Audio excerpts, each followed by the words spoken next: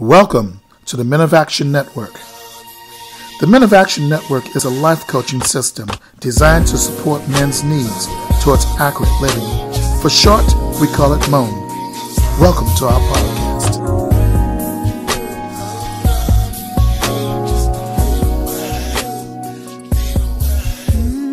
What do you do when the light you planned is shattered? What do you say when the one you love is gone? Today I'm here to talk to you about pride. I know many times that when we hear the word pride, and pride has such a negative connotation with it that, well, it's something that we tend to stay away from. We tend not to want to talk about it at all because it's negative. It's pride. Somebody is too prideful or arrogant, or we find people that we can see either historically or today that we compare others to. We'll say people like Michael Jordan is proud. He's cocky. Some of his antics probably are somewhat prideful. Others are not so prideful, but righteous pride out of accomplishment and having done something. And I think we need to be able to look at those things and understand what God gave to man in the sense of pride. The Bible says that God was proud of his work. On the days that God created things, the 7 days that the Bible points to where God created, or the 6 days, should I say, he looked at what he had accomplished and he said it was good. Man also, like God, has a type of pride, the ability to look at what's been accomplished and call it good, especially when it reaches the design of his heart, the design that he was trying to achieve in a righteous manner, that is due or within the accountability of his responsibility, that is due and appropriate within that which he labored to do. We have to understand that what we call man's ego is not necessarily just empty, or that empty form of pride. We've misused the word pride and forgot that a man should be proud to take care of his family.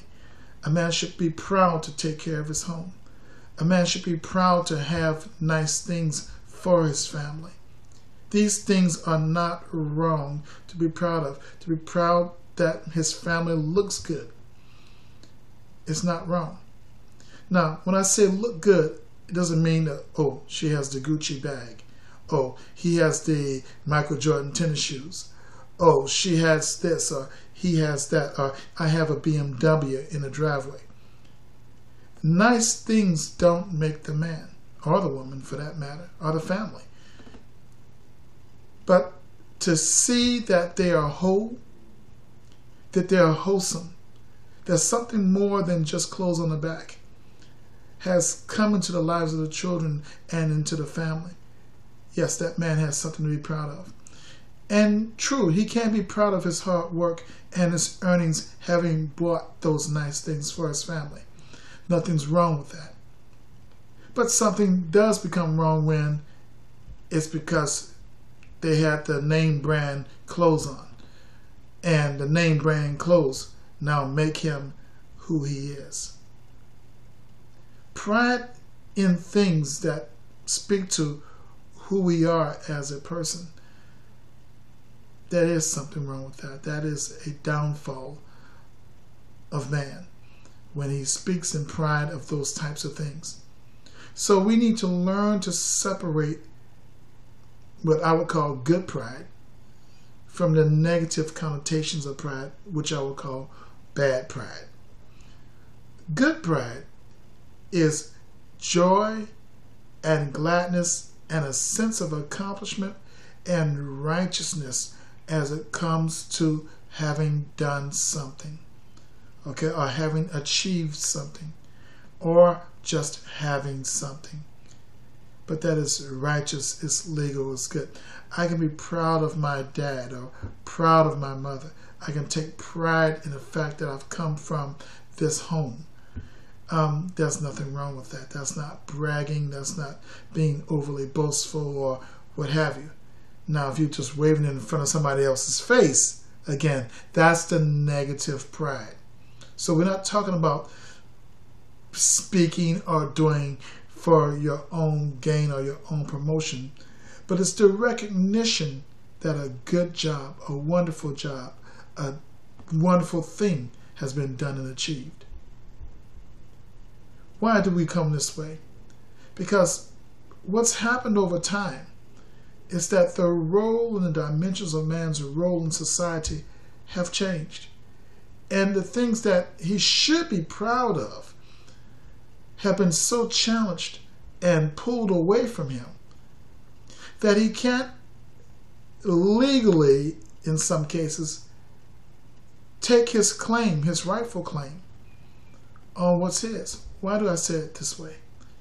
Because the role of men has been challenged by what's happening in the LGBT community, as well as what's happened in the feminist agenda. And so now man is somewhere in the middle trying to find himself.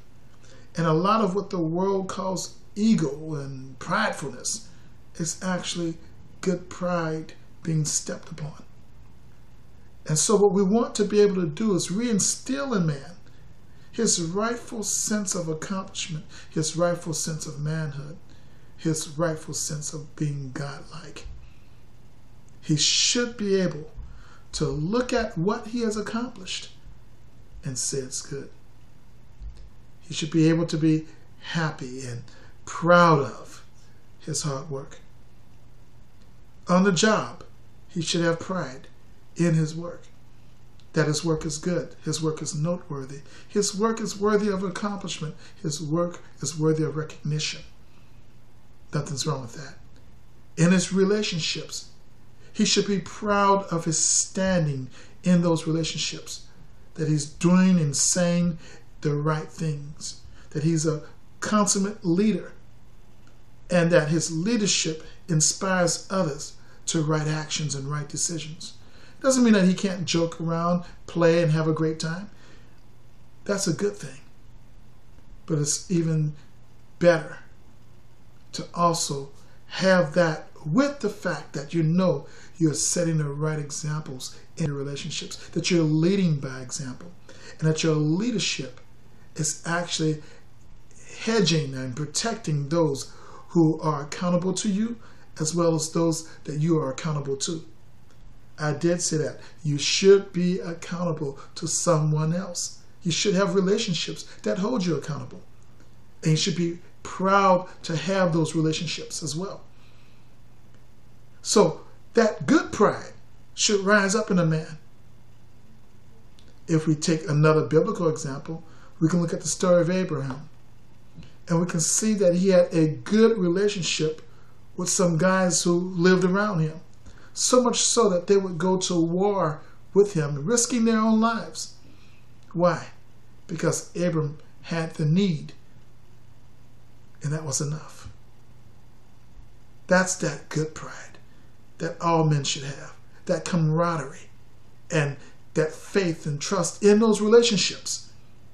That they mean something, that they're valuable to him. And he should be able to possess pride in himself because he has those relationships. So when we talk about pride, let's also recognize that when you strip that pride away from a man, you begin to strip away the core of who he is and strip away at his self-worth. We'll talk more about that in another section, but suffice it to say, look at yourself now. What are you proud of? Are you proud of your home? Does it look the way you think it should look as the leader of your home? If I walk up to your house, am I pointing out things that, ooh, I wish she'd cut his grass. I wish she would take care of the house better. Look at his car.